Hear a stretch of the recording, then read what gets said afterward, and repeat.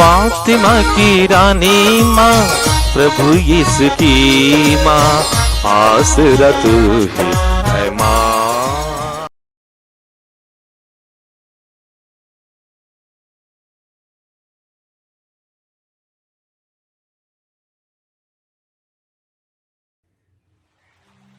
पहला पाठ नबी एजिकेल का ग्रंथ, अध्याय 18, पद संख्याएं 25 से 28 तक। प्रभु ने मुझे यह कहा, तुम लोग कहते हो कि प्रभु अन्याय करता है। हे इस्राएलियों, मेरी बात सुनो, मैं अन्याय नहीं करता। तुम लोग अवश्य अन्याय करते हो। यदि कोई भला मनुष्य अपने धार्मिकता त्याग कर अधर्म करने लगता और मर जाता है, तो वह अपने पाप के कारण मर जाता है। और यदि कोई पापी अपना पापमय जीवन त्याग कर धार्मिकता और न्याय के पथ पर चलने लगता है, तो वह अपने जीवन को सुरक्षित रखेगा। यदि उसने अपने पुराने पापों को छोड़ देने का निश्चय किया है, तो वह अवश्य जीवित रहेगा, वह मरेगा नहीं। प्रभु की वाणी। ईश्वर को धन्यवाद। भजन अनुवाक्य। हे प्रभु, अपनी दयालुता याद कर। हे प्रभु, अपनी दयालुता याद कर। हे प्रभु, तू मुझे अपने मार्ग सिखा। तू मुझे अपने पथ बता। मुझे अपनी सच्चाई के मार्ग पर ले चल और मुझे शिक्षा देने की कृपा कर, क्योंकि तू ही मेरा ईश्वर और मुक्तिदाता है। अनुवाक्य। हे प्रभु, अपनी दयालुता याद कर। हे प्रभु, अपनी दयालुता याद कर। हे प्रभु, अपनी करुणा और दयालुता याद कर, जो अनंत काल से बनी हुई है। तू मेरी जवानी के पाप भुला दे और अपनी भलाई के अनुसार मेरी सुधि लेने की कृपा कर। अनुवाक्य। हे प्रभु, अपनी दयालुता याद कर। हे प्रभु, अपनी दयालुता याद कर। प्रभु भला और न्यायी है, वह पापियों को मार्ग पर लाता है। वह दीनों को सन्मार्ग पर ले चलता और पददलितों को अपना मार्ग बताता है। अनुवाक्य। हे प्रभु, अपनी दयालुता याद कर। हे प्रभु, अपनी दयालुता याद कर। दूसरा पाठ। फिलिपियों के नाम संत पौलुस का पत्र, अध्याय 2, पद संख्याएं 1 से 11 तक। यदि आप लोग के लिए मसीह के नाम पर निवेदन तथा प्रेमपूर्ण अनुरोध कुछ महत्व रखता हो और आत्मा में सहभागिता, हार्दिक अनुराग तथा सहानुभूति का कुछ अर्थ हो, तो आप लोग एक चित्त, एक हृदय तथा एक मत होकर प्रेम के सूत्र में बंध जाएं और इस प्रकार मेरा आनंद परिपूर्ण बना दें। आप दलबंदी तथा मिथ्याभिमान से दूर रहें। हर व्यक्ति नम्रतापूर्वक दूसरों को अपने से श्रेष्ठ समझे। कोई भी केवल अपने हित का नहीं बल्कि दूसरों के हित का भी ध्यान रखें। आप लोग अपने मनोभावों को यीशु मसीह के मनोभावों के अनुसार बना लें। यद्यपि विवाह ईश्वर थे और ईश्वर की बराबरी करना उनका पूरा अधिकार था, फिर भी उन्होंने दास का रूप धारण कर तथा मनुष्यों के समान बनकर अपने को दीनहीन बना लिया है। और मनुष्य का रूप धारण करने के बाद वह मरण तक, हाँ, क्रूस पर मरण तक आज्ञाकारी बन गए। और इस प्रकार उन्होंने अपने को और भी दीन बना लिया है। इसलिए ईश्वर ने उन्हें महान बनाया है और उनको वह नाम प्रदान किया है जो सब नामों में श्रेष्ठ है, जिससे यीशु का नाम सुनकर आकाश, पृथ्वी और पाताल के सब निवासी घुटने टेके तथा पिता की महिमा के लिए सब लोग यह स्वीकार करें कि यीशु मसीह प्रभु ही है। प्रभु की वाणी। ईश्वर को धन्यवाद। जय घोष। Alleluia, alleluia. हे प्रभु, तेरी शिक्षा आत्मा और जीवन है। तेरे ही शब्दों में अनंत जीवन का संदेश है। अल्लेलुया। प्रभु आप लोगों के साथ हो और आपकी आत्मा के साथ।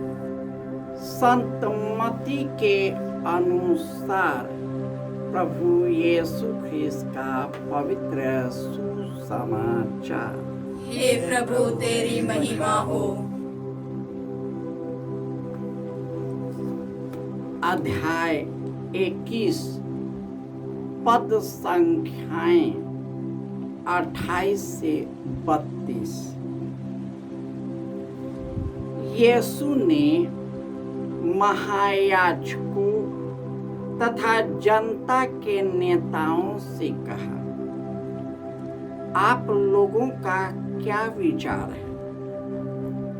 किसी मनुष्य के 2 पुत्र थे। उसने पहले के पास जाकर कहा, बेटा जाओ, आज रखवारी में काम करो। उसने उत्तर दिया, जी हाँ पिताजी, किंतु वह गया नहीं। पिता ने दूसरे पुत्र के पास जाकर यही कहा। उसने उत्तर दिया, मैं नहीं जाऊंगा। किंतु बाद में उसे पश्चाताप हुआ और वह गया। दोनों में से किसने अपने पिता की इच्छा पूरी की है? उन्होंने यीशु को उत्तर दिया, दूसरे ने। इस पर यीशु ने उनसे कहा, मैं तुम लोगों से कहे देता हूँ, नाकेदार और वेश्याएं तुम लोगों से पहले ईश्वर के राज्य में प्रवेश करेंगे। योहन तुम्हें धार्मिकता का मार्ग दिखाने आया और तुम लोगों ने उस पर विश्वास नहीं किया, परंतु नाकेदारों और वेश्याओं ने उस पर विश्वास किया।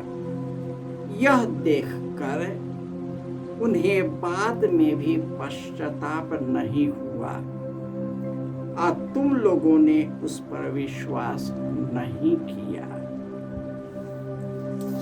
यह प्रभु का सुसमाचार है। हे क्रिस्त तेरी स्तुति हो।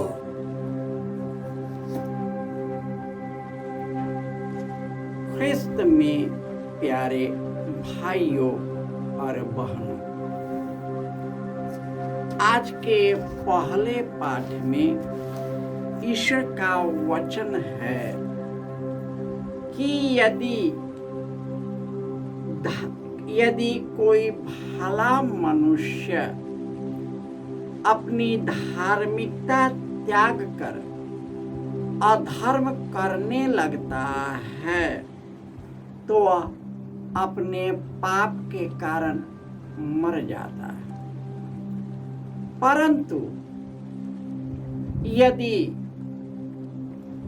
अधर्मी व्यक्ति अपने अधार्मिकता और पाप को त्याग कर धार्मिकता के रास्ते पर चलता है, ईश्वर उसे सुरक्षित रखेगा।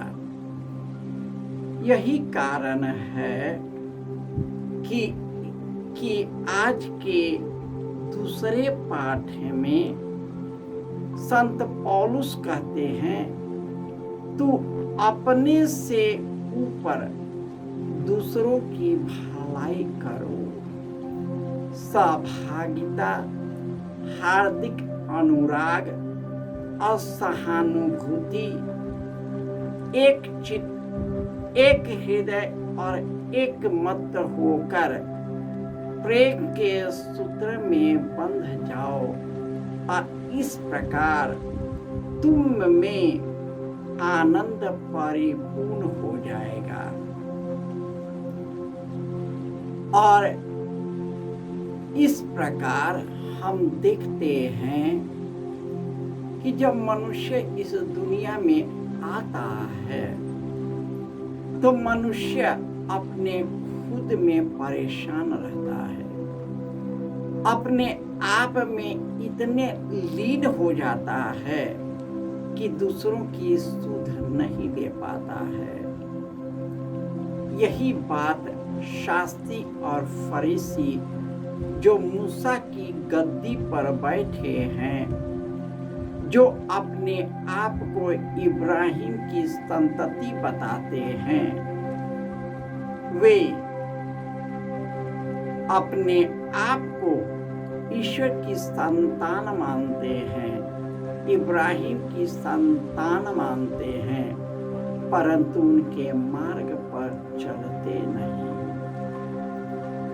यही कारण है कि यीशु उन्हें फटकारते हैं और कहते हैं कि नाकेदार और वेश्याएं तुम लोगों से पहले ईश्वर के राज्य में प्रवेश करेगा, क्योंकि उन्होंने धार्मिकता के रास्ते पर चलने लगा, अपने सभी बुराई त्याग कर मेरे पीछे हो लिया। इसलिए तुमसे पहले वे स्वर्ग के राज्य में प्रवेश करेंगे।